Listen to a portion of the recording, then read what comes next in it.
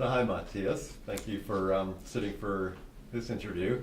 So I'm curious to know, you have a company, Emerging Cooking Solutions, and I'll ask you a little bit about the company, but I'm curious to know about yourself and your own personal journey to how you came to have this company. Thanks, Michael, and thanks for giving this opportunity to speak about it. And it's been a long journey. I mean, I've gone through many stages of searching for, deep answers, I think, to what has always been important to myself. And at the moment, it's being expressed in cooking stoves and cooking fuel in Africa. And I'm from Sweden. I grew up in a small town in Sweden. I had very close relationship with my brother and my sister. But early on I had this spiritual longing that always kind of made me feel that I have to look for something deeper and some deep answers that I hadn't found yet. And it led me into music. I played violin for many years when I grew up, and I was very involved in many ways with that. And I found also I think deep peace in playing violin, in kind of going into the music and really letting myself go into the music. I think I experienced some kind of non-dual state. It's hard to know, but if I look back, I think that's what it was. And I was also drawn to natural science, and I found it a mystery to try to understand nature. And that was my inclination in school, to really go into natural sciences. It led me to Wales. I got the opportunity I got a scholarship to a school called Atlantic College in Wales. So I spent my last 2 years in high school there and had an incredible privileged time with many amazing teachers and students there, and also dove deeper into sciences there, as well as music. And I managed to get a scholarship to Harvard in America, which was, of course, a big opportunity. I went to India before that for a year. I stayed with a family in southern India and did various kind of community development projects, and was very drawn to the culture in India. I got into Harvard. I started studying my undergrad there in chemistry.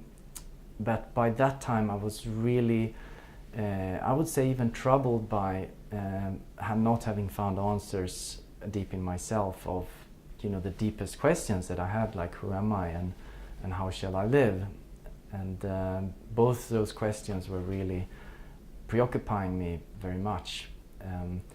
So much that I actually, when I came in contact with Andrew Cohen, who was a spiritual teacher, and he had a community in California, and I moved there. I actually gave up my scholarship at Harvard, and it was actually very clear to me that it was more important to pursue inner development than to continue and have a career in chemistry, which was the path I was kind of really on. And for many years I really went into looking into myself, and I learned meditation. I had made a lot of very close friends who were also interested in exploring our inner dimensions, and that continued for many years, and that's what I spent most of my time doing. And on the side I kind of supported myself with various jobs. Eventually I realized that it's not sustainable. I have to get a more well-paying job, so I took a course in system development. I went back to Sweden and got into IT, and I managed to ride on the IT boom. I created my own small IT company, and for a number of years I got into that and managed to both work and also continue to pursue my interest for inner development. And I reached the stage, I think about maybe 12 years ago, when I felt that what was really most important to me at that time was to do something in the world. And I decided to go out with Doctors Without Borders, Médecins Sans Frontières, and I managed to get in and to learn, take courses and learn some of the skills needed. I'm not medical, so I learned logistical skills, and there was an opening to go to Afghanistan, and I was amazingly delighted and glad to go there. That was just after the 9/11, so I went into northern Afghanistan. We went through Turkmenistan in a desert, no just sand. We went with a little truck and entered Afghanistan, and it was an amazing ancient country to come into. So I spent almost 5 years with Doctors Without Borders in Afghanistan, in Sierra Leone, Darfur, and did a lot of work in those very challenging places, and met a lot of incredible people, and really had a very rewarding time, and really felt very happy with my work and with my choice to do that. But I also had a nagging feeling that really disturbed me, that humanitarian developmental work is basically very much needed, it's very good and it's very wholesome, but it's not sustainable. And the time aspect really bothered me, because I saw that what we did was gonna pretty much end when we left, and so many people I talked to explained how we were also basically doing the same programs we'd done not that long ago before. And when I was in Darfur, for example, I cleared out some space in the hospital there, and I found some old boxes where it said MSF on it, and I asked, "Oh, that's when you were here 10 years ago." Oh. And we didn't even know, which was kind of interesting. So I was bothered by the fact that it was not sustainable in the long run. And I started to think, how can we create change in the world and make it stick? And that eventually led me into what we are doing now in Zambia. It was, I started a company together with my now colleague Per Löfberg, who is also Swedish, and we worked together now for about 4 years. And we both basically felt very strongly that we can actually possibly make a change in the world by trying to really work on a system level, and to really not be caught in the kind of mentality that is the norm today, which is that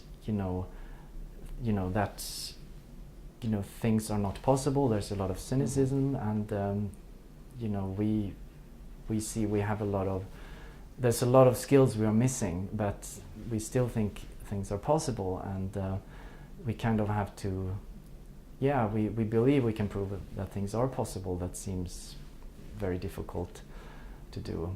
Yeah. So in talking about your life, then it sounds like you've done, a lot of, really a mix of things: self-searching, self-inquiry, thinking about the world. How can I better the world? And it sounds like, what you're doing now with Emerging Cooking Solutions is really a perfect kind of manifestation of your own thought process, your own life's journey. So I want to ask you about the the company and some specific questions, but I'm also curious, since you talked about your life's journey, and you mentioned Andrew Cohn, if there's other influences who've been big influences in your life.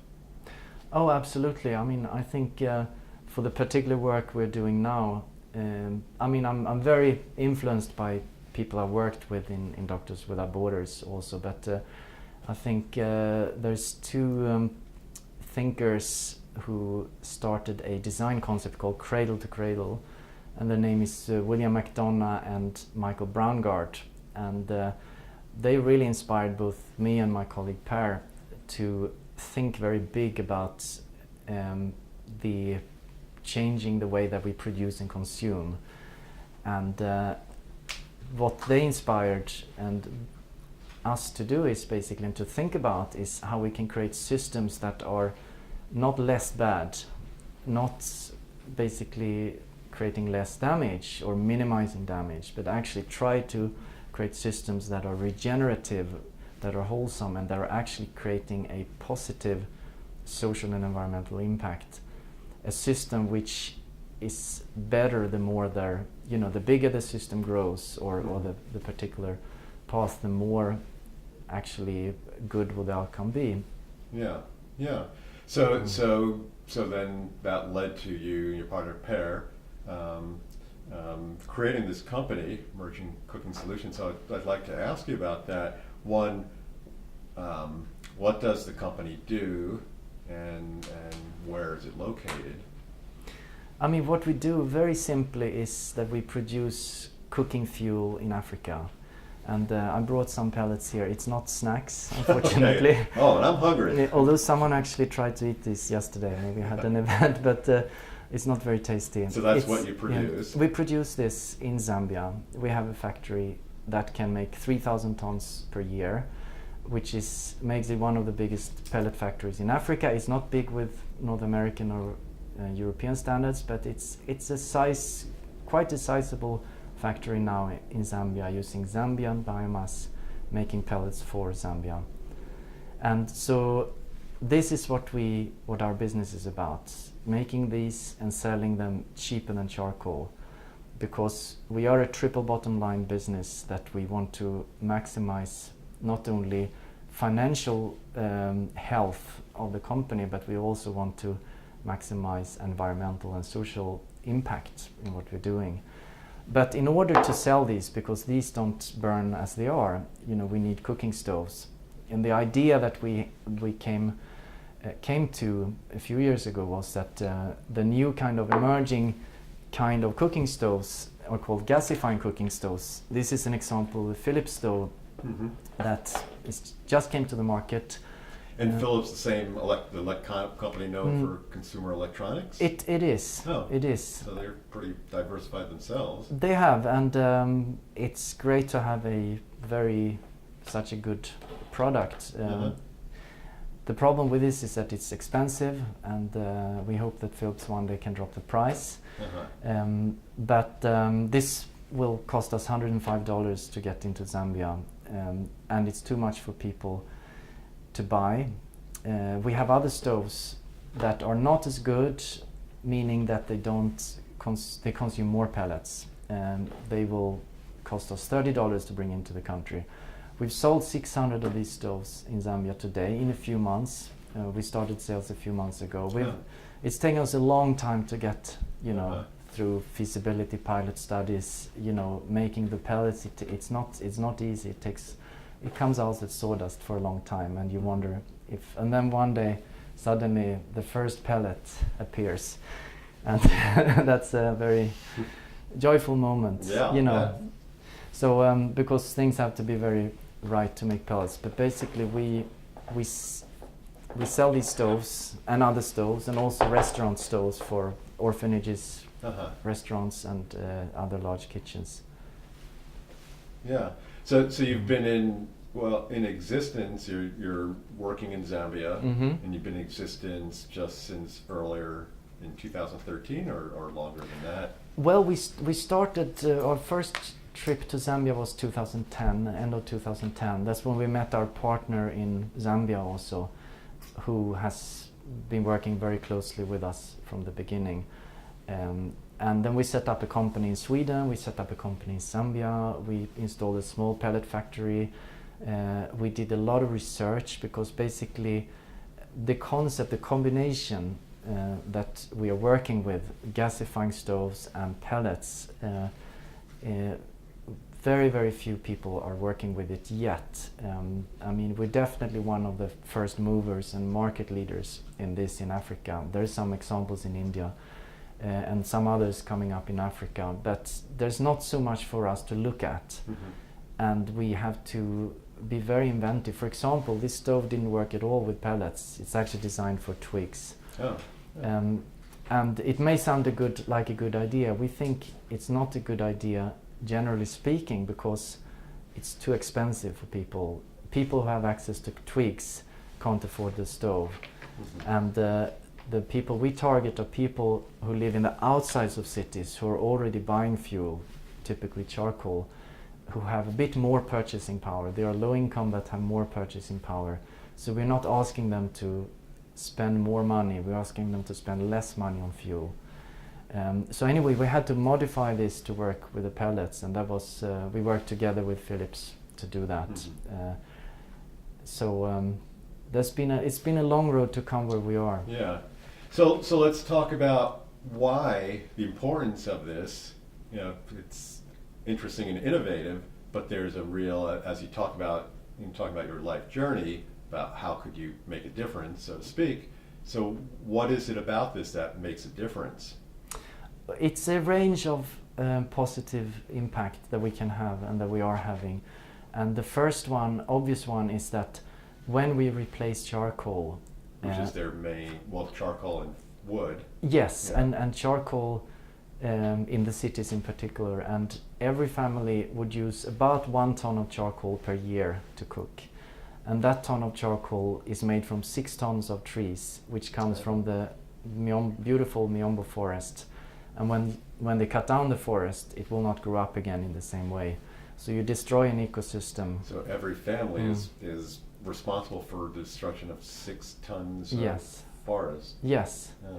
And that equals about 4 tons of carbon dioxide going up, because carbon is stored in the trees. So 4 tons of carbon is given out to the atmosphere for every family that is cooking on charcoal. And our pellets are used from forest plantation and selected sustainable biomass sources.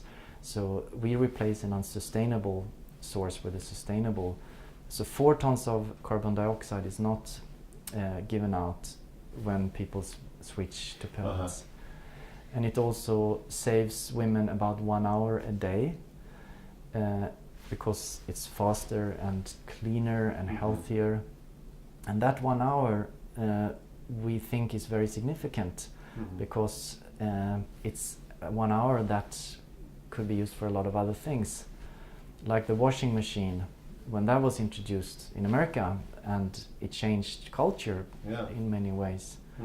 And the other effect is that the smoke from charcoal and wood stoves is one of the biggest killers on earth in developing countries, and not many people know about it. According to WHO, 4 million people die prematurely every year because of cooking fires. That's more than malaria and HIV/AIDS combined. And with the combination of gasifying stoves, pellets, the emissions are extremely low.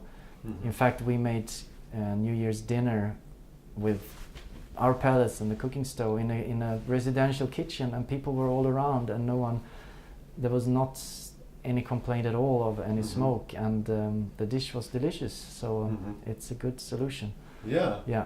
So that's really, it's like this innovative, radical in its simpleness, and addresses so many issues, social, environmental, health issues. Yeah. So. And I could even keep going, because another important one is that we bring tax revenue to the government. Because charcoal is actually legal and it's not traded in the so-called formal economy. But we pay VAT on all the pellets, which means that the government gets fresh tax revenue for every pellet that's sold. And part of the development in Africa on a state level is getting, new fresh tax revenue. And people spend about 40 to 50% less on pellets than on charcoal. So it is really a win-win-win situation. Yeah. So I would hope the government has embraced you, or at least is. cultivating or some way assisting, or at least not impeding? Well, I mean, they're positive. I mean, I think you know, my partner Marian, that's going to join now to Zambia for 6 months. You know, we're going to try to meet the president's wife. Oh. And to introduce, because you have to reach high up to actually make an impact politically. It's a very hierarchical system. Yeah. So it's interesting I talk about impeding, because generally new ideas oftentimes are met with resistance, you know, historically, and just human psychology.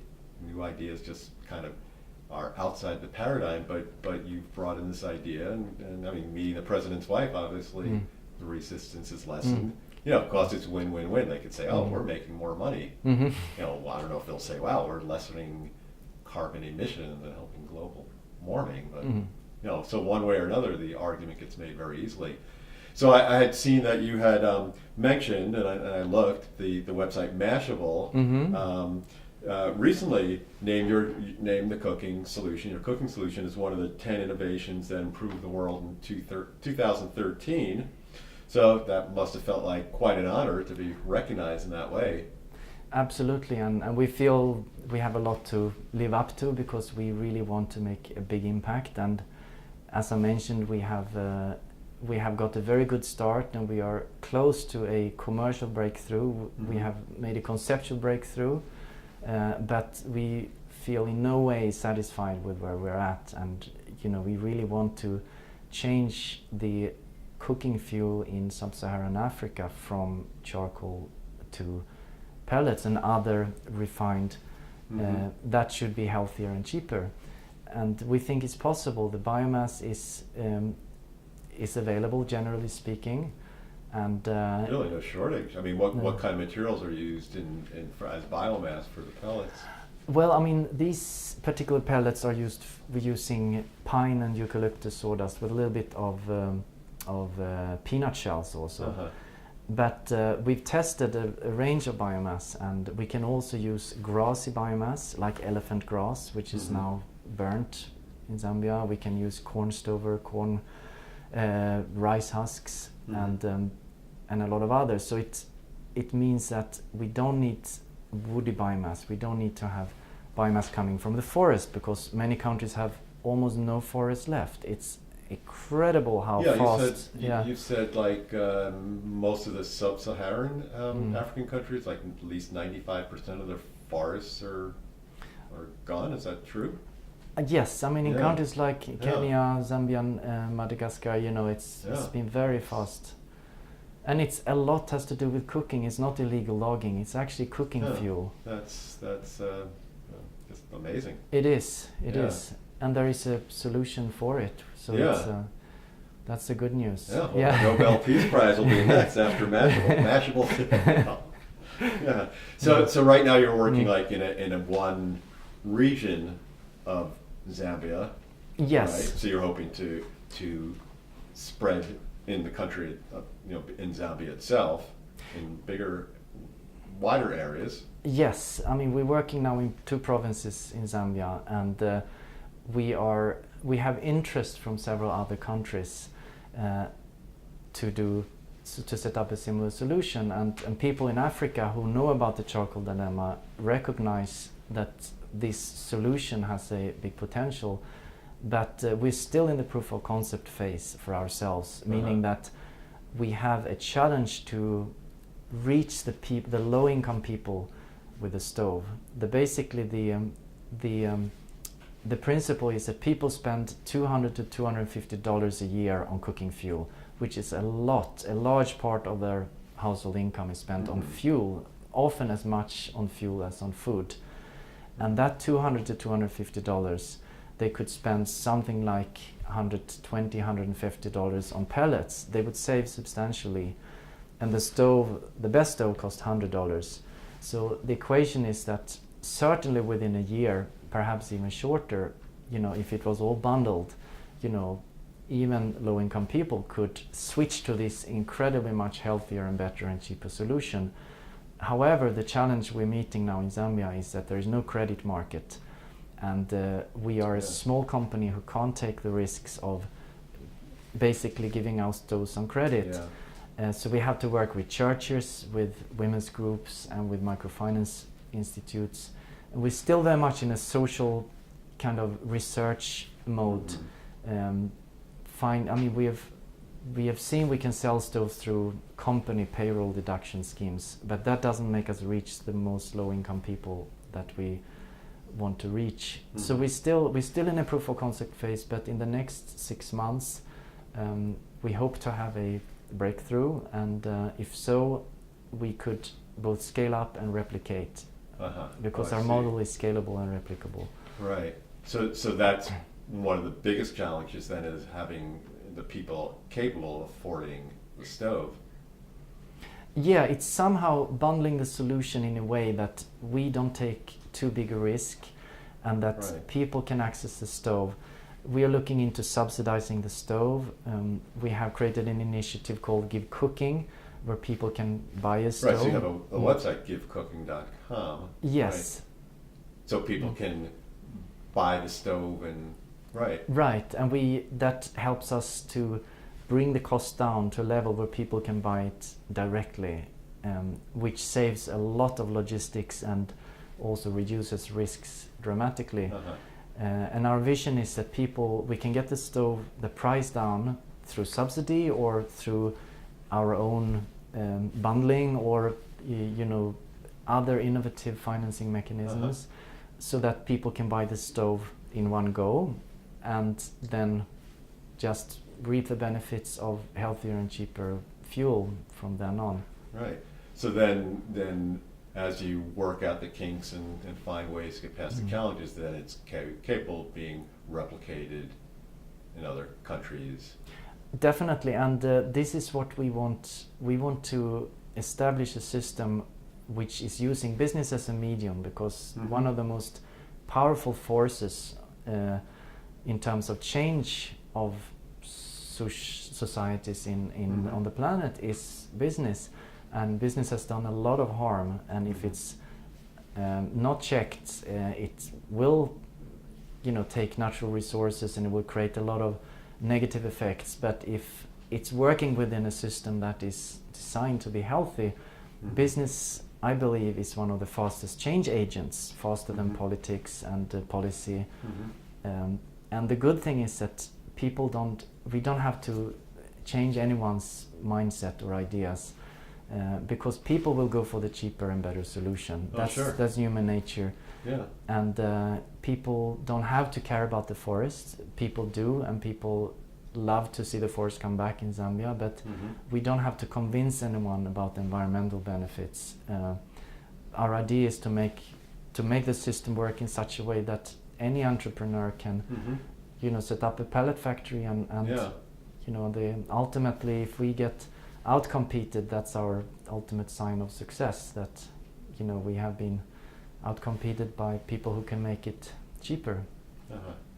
But you are still the first monkey. Yes. So yeah, and since it's so radical in simplicity and a business model that makes sense, you had to raise money. I mean, but you started with a concept and a model, so you had to raise money. You said like $1 million, a seed capital. Yeah. So was that a hard thing to do? Oh, it was the hardest. Yeah. And And what year was that when you started? Well, that? it started 2010, and I think Per and I spent a year running around with a little stove, telling about an idea, and people said, "Wonderful, we support you in principle, but please show us when you come further." So it took us almost a year, I think, to get the first funding, and we spent, our own money and basically, with support from family and friends,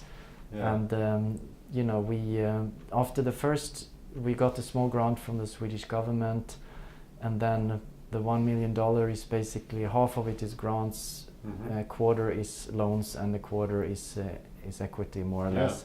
Yeah. And we have the way we've spent it. Is basically setting up the factories. It's about a quarter, and we've taken out modest salaries. For most of the time, that's another quarter, and then operational expenses, and it's it's very challenging to work in Africa. You know, suddenly there's no internet, you know, transport, you know, everything takes 2 to 3 times as long time. And we had to build a road to get the machine, you know, the truck got stuck, and we had to, you know, rent a crane and build an access road to get the machine in place. You know, we have to work a lot with, you know, lawyers and others to set up the company structures and understand how to work and build up a solid foundation. And we've spent a lot of time with fundraising. So I hope we can come to a point, and now we're starting to generate income, you know, by sales. But even coming to the point of production took us a long time. So hopefully soon we can, you know, have most of our resources, you know, spent directly on operational and strategical issues.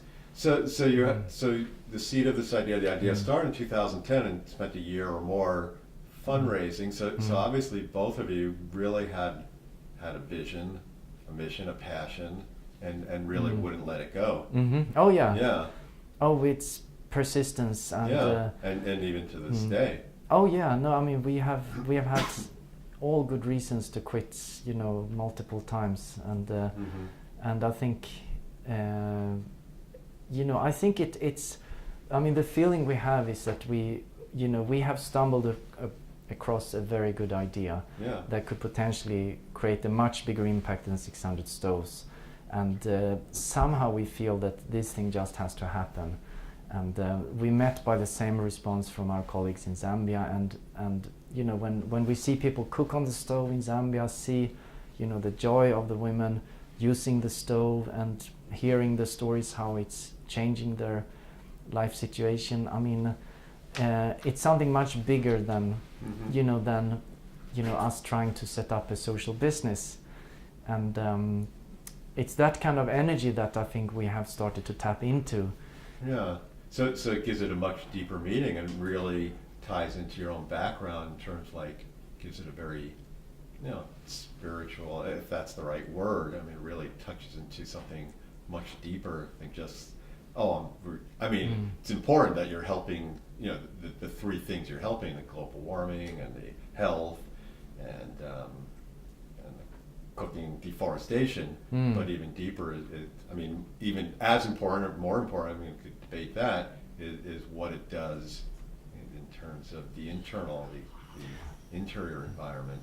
Exactly, and I'm glad you bring that up, because our vision from the beginning has been to really look at the whole spectrum of human experience, which is the internal and the external, and it's as important to us as the inside is as important as the outside, and in fact I think they are inseparable, because what we're seeing very clearly is that by establishing pellets and gasifying stoves as a new technology, we are actually changing also, we're helping to catalyze a change in the interior, both in the individual interior for individuals and in the collective interior. So for example, women saving an hour a day is empowering women, and women not having to wash their hands when they have to cook tea because the charcoal is dirty and they get charcoal under the nails, which no one would want to have. That is empowering. And by also showing that things don't have to come from the outside, we are building a Zambian company with Zambian resources, and a lot of the Zambian copper, for example, is exported, and a lot of resources in Africa is not added value to in the country, but we are taking basically sawdust that's rotting, it's, you know, producing methane, it's a waste, and we're upgrading it to a very high grade fuel.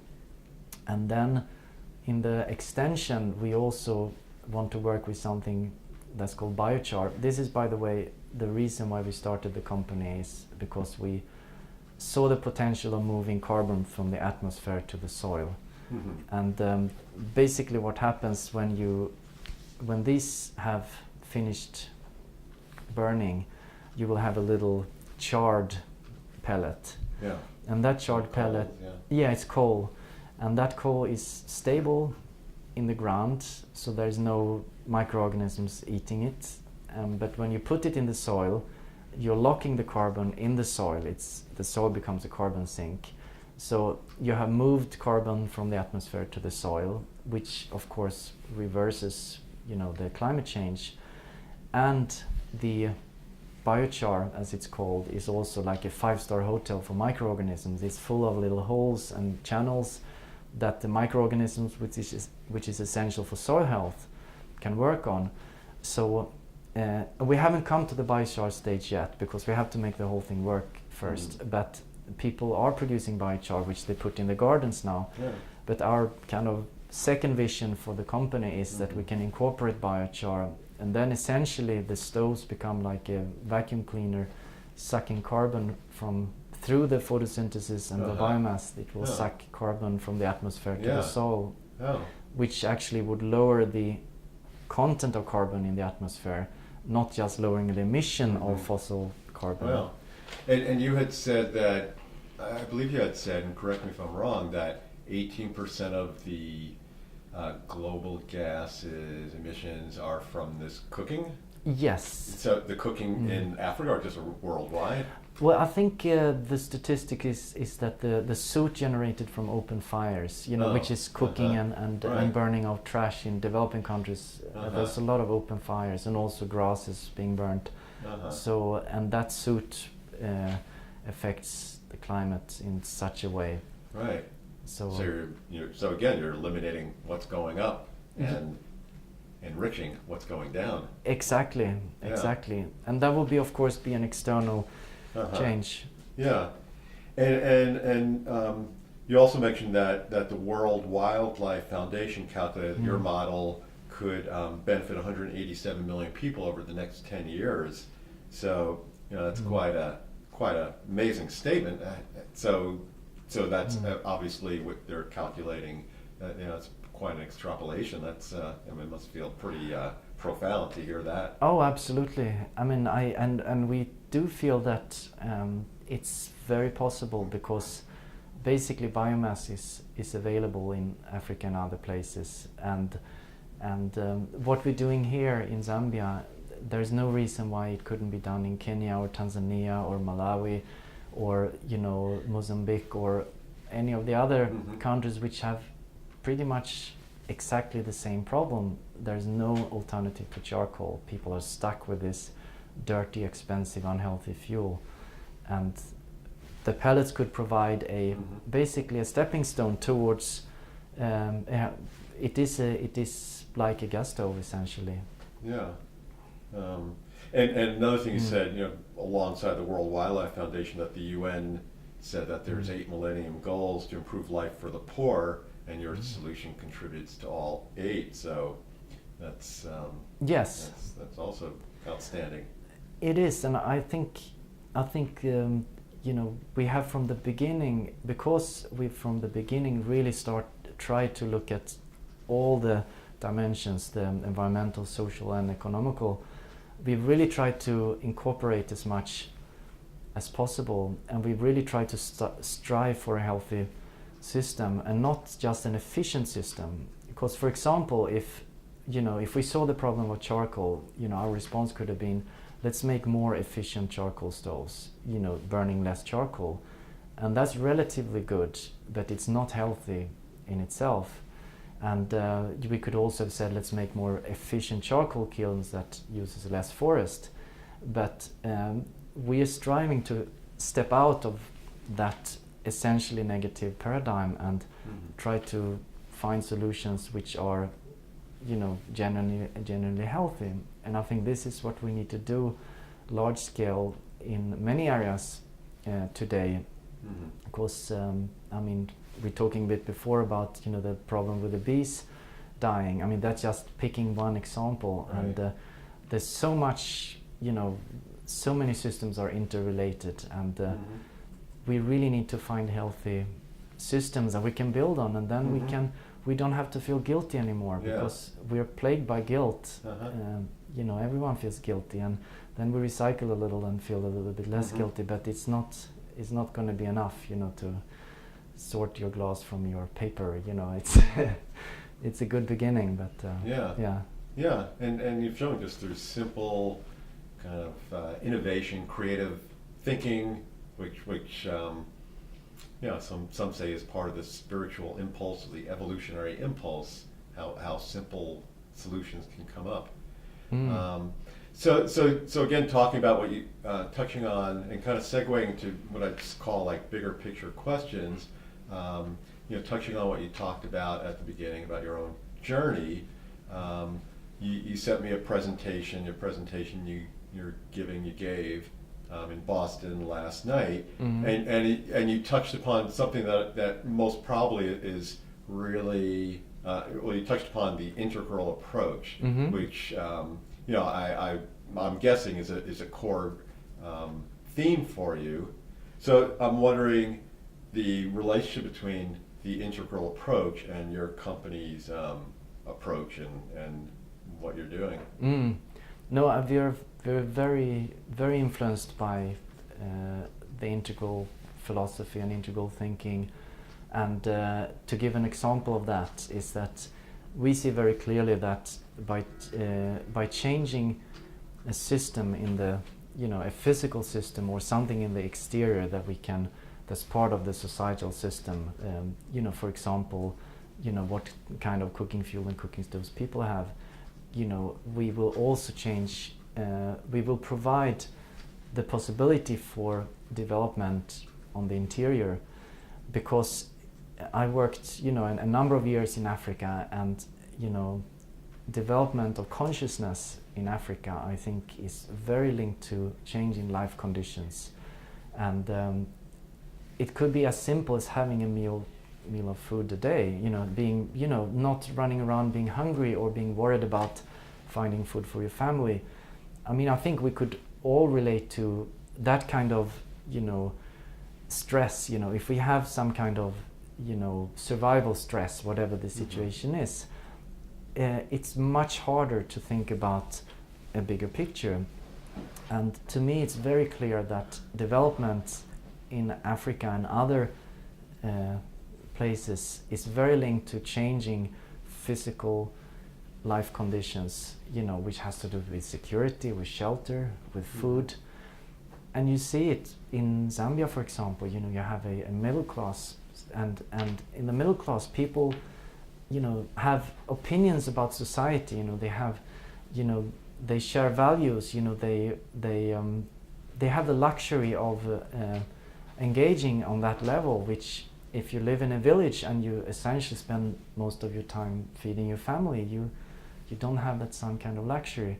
So our vision is to catalyze development, all across, which includes nature and everything. And we see, for example, that we don't have to engage directly with trying to make anyone see or believe anything different. We just have to create a very wholesome system, and that will empower people, and in this case. Yeah. So for someone watching this, and they may say, "Wow, Mattias, that's wonderful what you're doing," but here I am sitting in my living room or somewhere. I'm not in Zambia. I'm sitting somewhere else. What would you say for that individual? What could they do on a personal, singular level to affect positive change, transformation?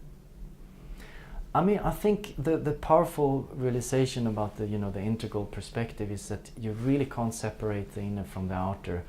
And I mean, of course, action is essential. That we, there's a lot of things that have to change just to provide a healthy planet, for future generations. So that's very obvious to everyone. But equally important, I think, is that we really take interest in our values and are not fall into the trap of being cynical, because it's very easy to be cynical, but really find ways to share values with each other and really examine our values, because I'm convinced that the shared space between us, the culture, the microcultures that develops everywhere and more and more, and it is a lot, of new thought that is starting to being established.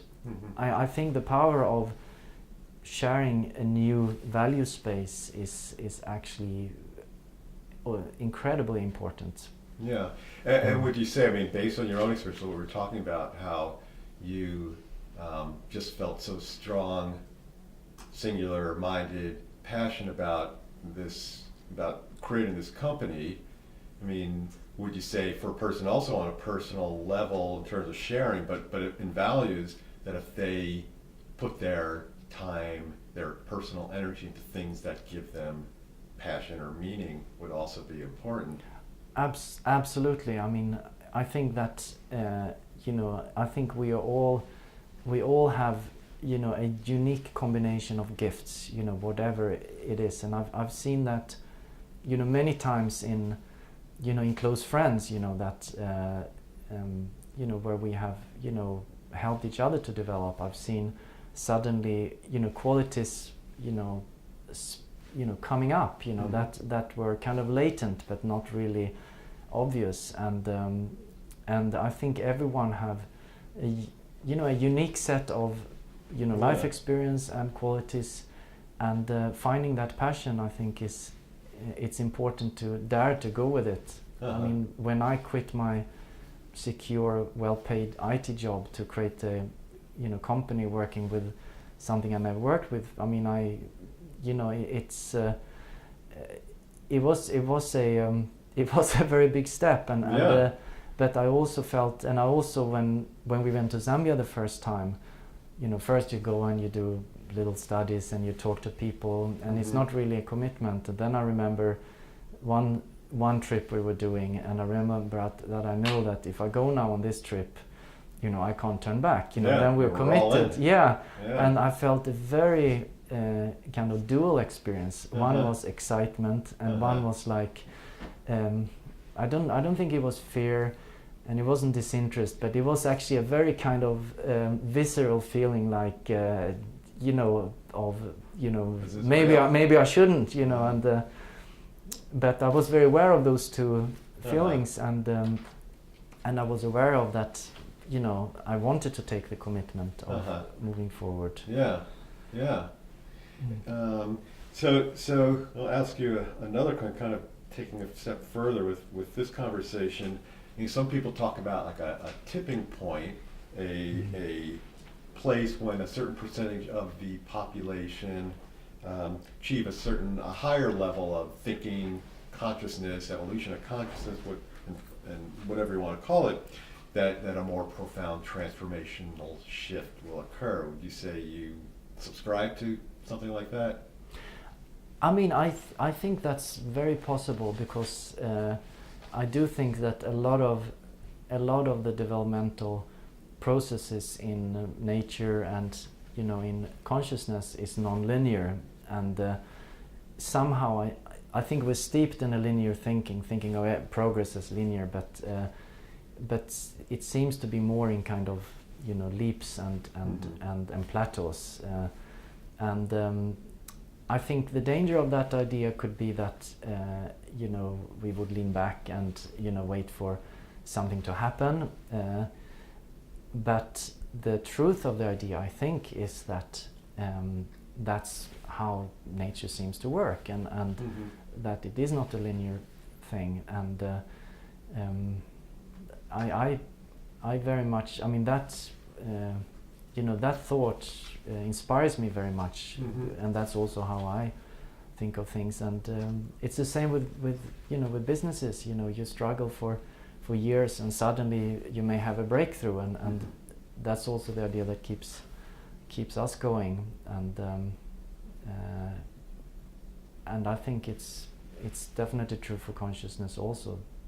Yeah, and again, talking about the personal level, at the more people push themselves through being, putting their time and effort into what gives them meaning, what gives them passion, pushes their own consciousness. Oh, definitely. I mean, there's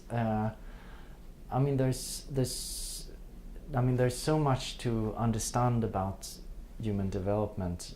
I think that, and I think the great theorists, like the integral theorists and others. I mean, I'm sure are just scratching the surface, but I think being pulled beyond the comfort zone, I think is probably a good ingredient. I don't know if it's necessary or but I mean, I know for myself that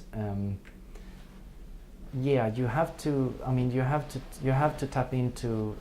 I mean, to give an example with Doctors Without Borders, that it was a wonderful experience and sometimes was a horrible, very horrible experience. A lot of insecurity and things like that.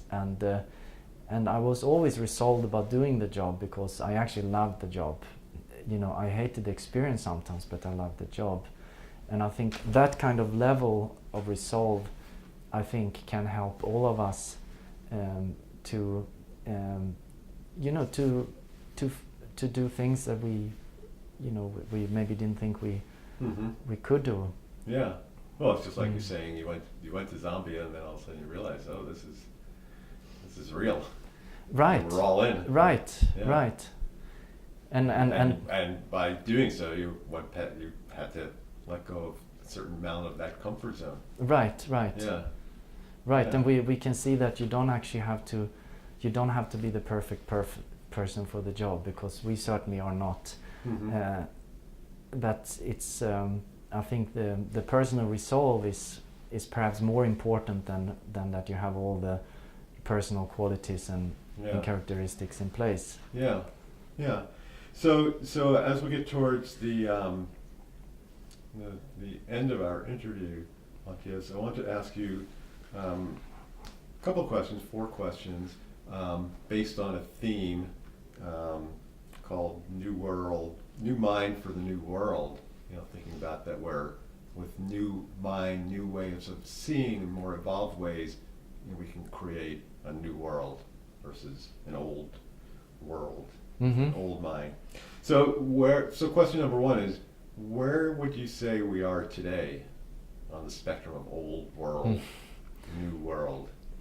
Well, I think we are in an extremely interesting and actually exciting place, because development is happening so fast, and I think no one can grasp how fast things are developing in so many ways, and we have the means to create new societies, in all the ways. I mean, we have the science, the skills, we even know how to harness renewable energy, so the sun could power everything we do. In theory, it's a matter of implementation, and I think we have developed the sensitivity through the postmodern meme and thinking that we actually could include minorities, and we become very sensitive as a culture, many of us, so that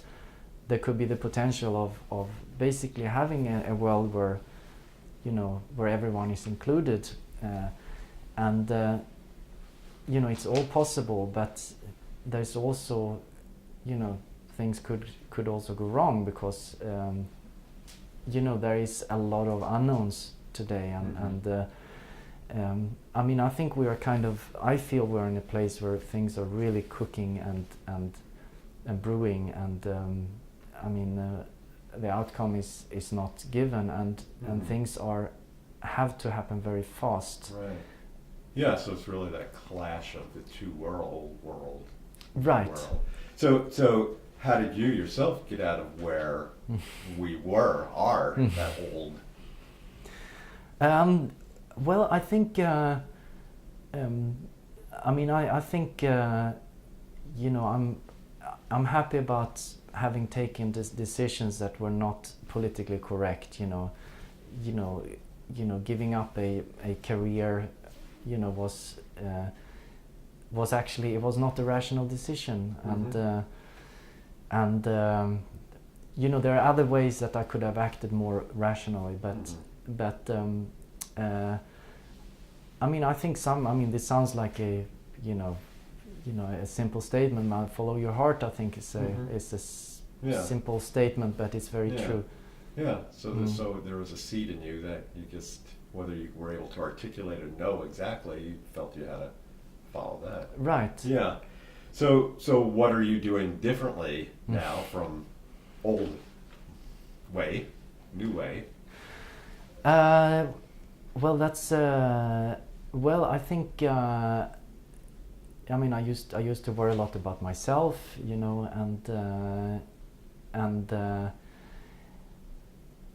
I think that's that's not necessary. It's actually it's a bit of a trap, to do that, and even if there could be good reasons to do that, and I mean, to think more. I mean, I think I've tried to push myself to think bigger than I'm actually comfortable with, and look at inspiring examples, in culture, in all kinds of, and I'm just thinking of Mandela that passed away, and been looking at some of his films, and so I find that stretching myself to try to think bigger about life really helps me to worry less about myself. Yeah.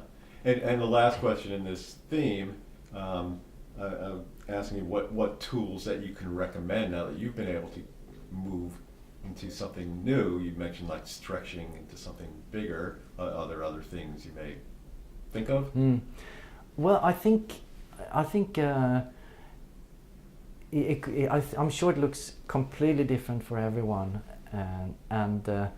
but I think it has to do with finding deeper realizations in oneself, and I think one very strong truth is that so much is possible now, and that to me is the truth, and that's true for everyone, regardless of situation, whether one is healthy or handicapped or living in where everyone is living. I think that's a very real truth to me, and that each one of us can make impact, how we are with people, or or in the world, or we can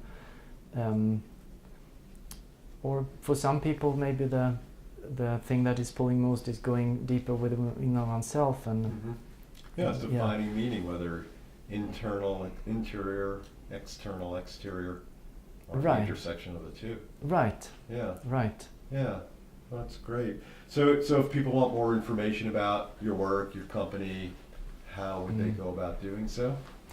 Well, emerging.se is a good place to start. www.emerging.se. Yes. Yeah, so that's your Emerging Cooking Solutions website. Yes. And then you mentioned also the givecooking.com. Yes. Yeah. That's the other one. Oh, yeah. Well, that's great. Yeah. Great. Well, Mattias, thank you very much for really simple and profound solutions. I mean, your own personal journey, which really has interconnected with a larger journey, and really, has potential to, as the World Wildlife Foundation said, it's a lot of people. Yes. Yeah. Well, thank you very much. Thank you so much. Yeah. Great. Thank you. Thanks. Right.